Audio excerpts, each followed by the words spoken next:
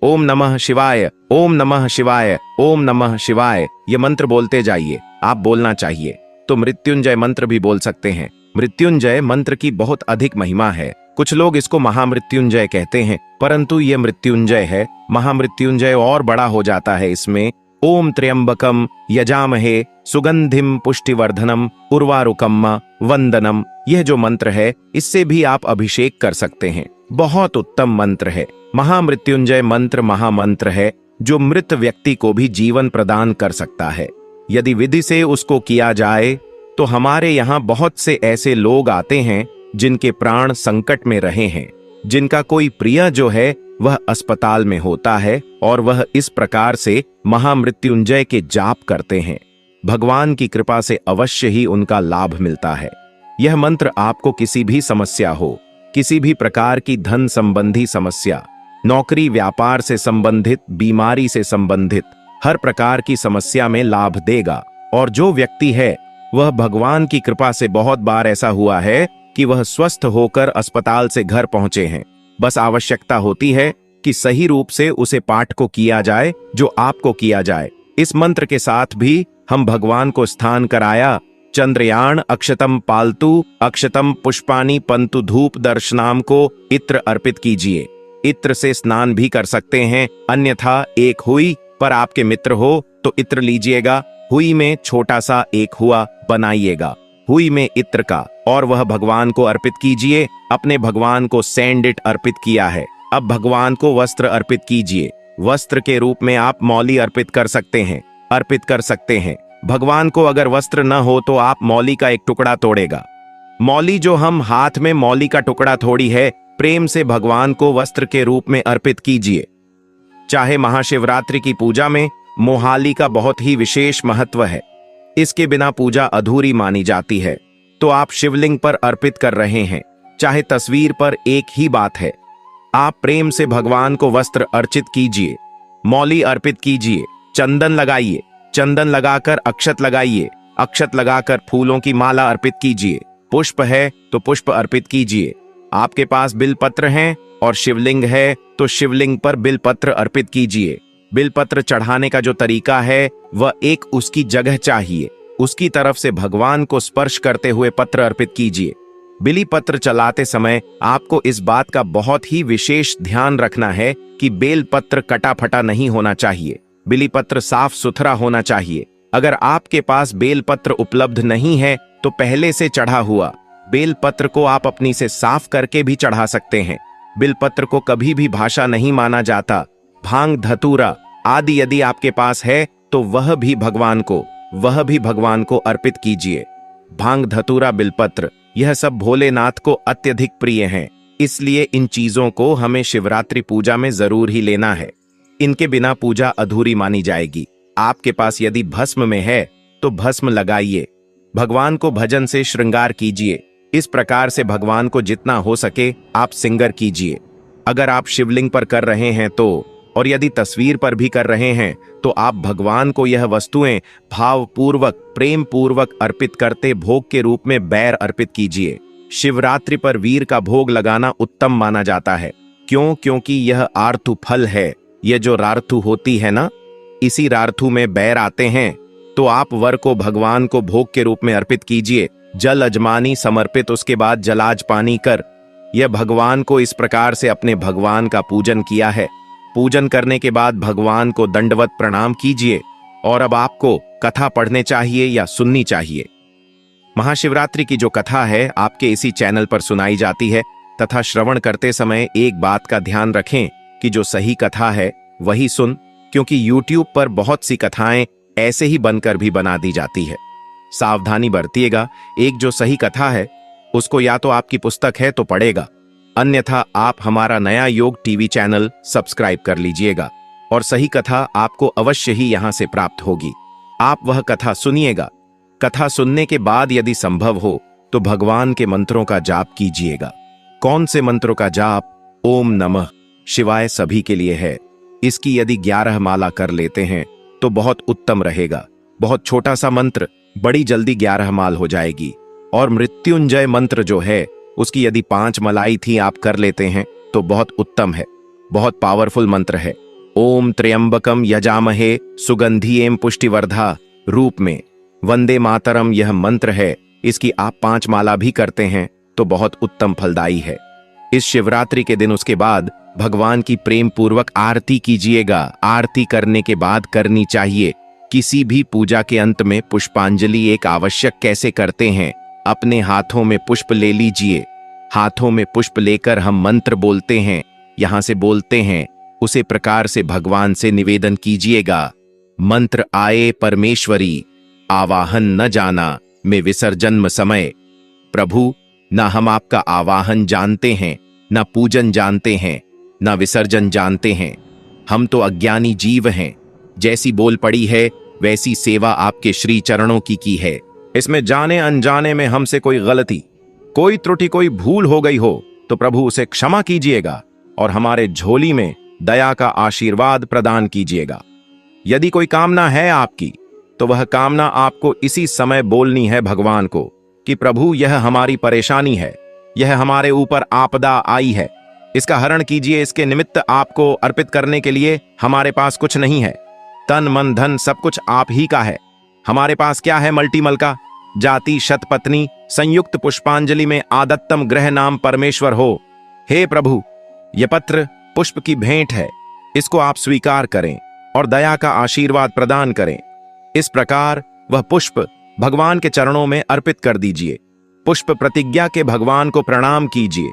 जो माताएं बहनें हैं, महिलाएं हैं, वह भगवान को दंडवत प्रणाम नहीं करेंगे, बाकी सब दंडवत प्रणाम करेंगे। आप घर पर पूजन कर रहे हैं तो जहां खड़े हैं वहीं खड़े खड़े आप एक 3 या 5 परिक्रमा कर लीजिए, भगवान को प्रणाम कीजिए और उसके बाद आप अपने दैनिक कार्यों में लग जाएगा। दैनिक कार्यों में लगे हुए भक्तों, वैसे तो भोलेनाथ बड़े ही बोले हैं, थोड़े से पूजा पाठ से ही प्रसन्न हो जाते हैं, लेकिन आपको कोई और बड़ी मनोकामना है, उसके लिए आपको यह जो हमने कर बताएं उनको कर लीजिएगा। आपकी मनोकामना शीघ्र पूर्ण हो जाएगी। आपको ध्यान यह रखना है कि आपको ब्रह्मचर्य का पूर्ण रूप से पालन करना है। किसी के प्रति वैर भाव नहीं रखता है, किसी पर क्रोध नहीं करना है अकारण, और किसी का अहित नहीं करना है, किसी का कोई नुकसान नहीं करना है, किसी को अपशब्द नहीं बोलते हैं और शुद्धता का ध्यान रखना है। इसके साथ साथ आपको लड़ाई झगड़े से दूर ही रहना है और ध्यान रहे कि तामसिक भोजन का उपयुक्त बिल्कुल भी नहीं करना है। इस चीज से तो दूर ही रहना, नहीं तो भोलेनाथ करोगे तो सकते हैं। आचरण से शुद्ध रहना है, मन से शुद्ध रहना है, तन से शुद्ध रहना है। इस प्रकार से दिन को व्यतीत करना है। सायंकाल को यदि संभव हो तो पुनः भगवान की पूजा कीजिएगा। यह दिन आप संभव हो तो कोई बात नहीं, आप मेरे दिल में एक बार भी पूजा कर ली, वह भी बहुत ही पर्याप्त है। इस प्रकार से आप शिवरात्रि का दिन व्यतीत कीजिएगा। शायद कल को आप व्रत खोल सकते हैं। आप फलाहारी कर सकते हैं तो फलाहार के साथ व्रत को रखिए या मीठे आहार के साथ व्रत को रखिए। इस प्रकार से आप व्रत को कीजिए। दोनों ही नियम उत्तम है। आपका स्वास्थ्य किस प्रकार से आपको अलाव करता है वह देखना आवश्यक है। ऐसा ना हो कि आप फलाहारी के चक्कर में अपने सेहत का नुकसान करने, अगर सेहत जो करती तो फलर के साथ रखिए, बहुत उत्तम है। इस प्रकार से आपको यह व्रत करना है। आप बात करेंगे हम भाद्रा की, और व्रत है किस दिन इसकी, यह बहुत महत्वपूर्ण चर्चा है। देखिए, व्रत पहले जान लेते हैं कि शिवरात्रि आरंभ कब हो रही है और कब हो रही है। समाप्त रात्रि जो है ना, वह फाल्गुन मास के कृष्ण पक्ष की चतुर्दशी तिथि को मनाई जाती है। वह आरंभ हो रही है 26 फरवरी को सुबह 11:08 पर समाप्त हो जाएगी। परंतु जो महाशिवरात्रि का पर्व है वह बुधवार 26 फरवरी को मनाया जाएगा। कारण यह कि जो भगवान शंकर की पूजा है ना, वह विशेष रूप से रात्रि के पैर में निश्चित कल की जो पूजा है वह विशेष मानी गई है भगवान की। इसीलिए शिवरात्रि का निर्धारण रात्रि के समय से होता है कि रात्रि को चतुर्दशी कब है। इसीलिए क्योंकि 27 को तो सुबह सुबह समाप्त हो जाएगी, तो भगवान की जो महाशिवरात्रि का पर्व है यह 26 फरवरी को मनाया जाएगा। बुधवार। अब बात आती है भाद्रा की भद्र है या नहीं है, क्या करना है। भद्र का जी बिल्कुल भद्र है। भद्रा का समय भी ऐसा ही है, कुछ आरंभ हो रही है 11:08 पर, साथ ही भद्र लग रही है और भद्र समाप्त होगी रात्रि को 10:01 पर। और जो भद्र है ना, वह भद्र भी कुंभ राशि की कुंभ की मुद्रा है। कुंभ की जो भद्र है यह हमेशा हानिकारक भद्र होती है, क्योंकि इसका वास पृथ्वी पर होता है। पृथ्वी पर जब भद्रा का वास होता है तो वह हानिकारक भद्र होती है। परंतु एक बात जो उसमें ध्यान देने वाली है वह यह कि यह भगवान शंकर की पूजा है, भगवान शंकर का व्रत है। भगवान शंकर के व्रत और पूजन में भद्र का दोष नहीं होता है। भगवान शंकर के व्रत और पूजन में जो भद्र है वह किसी प्रकार से हानि नहीं पहुंचा सकती है, वह लागू नहीं होती है। भगवान शंकर की पूजा और भगवान शंकर के व्रत इसीलिए भद्र है, पृथ्वीलोक की भद्र है। परंतु आपको डरने की आवश्यकता नहीं है, क्योंकि शिवरात्रि के व्रत में भद्र लागू नहीं होती है। तो आप सुबह से ही भगवान शंकर का पूजन कीजिए, अभिषेक कीजिए और भगवान का आशीर्वाद प्राप्त कीजिए। यह भी जानकारी, महाशिवरात्रि के बारे में जानकारी थोड़ी सी भी अच्छी लगी हो तो कृपया लाइक अवश्य कीजिएगा और यह विधि बताइए। हमने जिसकी जो ऑफिस जाने वाले हैं अपने घर से ही पूजन करके जा सकते हैं। यदि मंदिर जाने का समय ना मिले तो इसको अधिक से अधिक लोगों तक पहुंचाइए, जिससे कि वह भी इसका लाभ ले सके, क्योंकि आपका यह चैनल शास्त्र अनुसार जानकारी देता है, इसीलिए आपको कुछ सोचने की आवश्यकता नहीं है। सभी जानकारियां हम पंचांग देखने के बाद और जो पुराने में वर्णन दिया गया है उसके अनुसार ही आपको बताते हैं। चैनल पर नए हैं तो उसे सब्सक्राइब कर लीजिए, जिससे कि सही जानकारी आपको प्राप्त होती रहे। वीडियो थोड़ा सा भी अच्छा लगा हो तो उसे शेयर अवश्य कीजिएगा, लाइक अवश्य कीजिएगा। साथ ही भगवान की कृपा प्राप्त करने के लिए कमेंट बॉक्स में लिखिएगा जय शिव शंकर। भगवान दोस्तों, चैनल को सब्सक्राइब जरूर ही कर लीजिएगा, ताकि इसी प्रकार की और भी ज्ञानवर्धक जानकारी आपको हम सीधे नोटिफिकेशन के माध्यम से प्राप्त कर सके। इसके साथ आप इस वीडियो को अपने दोस्तों को भी शेयर कीजिएगा, ताकि और लोग भी इस वीडियो से लाभ प्राप्त कर सके। यह जो महाशिवरात्रि का पर्व है इस साल में एक ही बार आता है, इसलिए इसका लाभ सभी लोगों को मिले। हमारा उद्देश्य है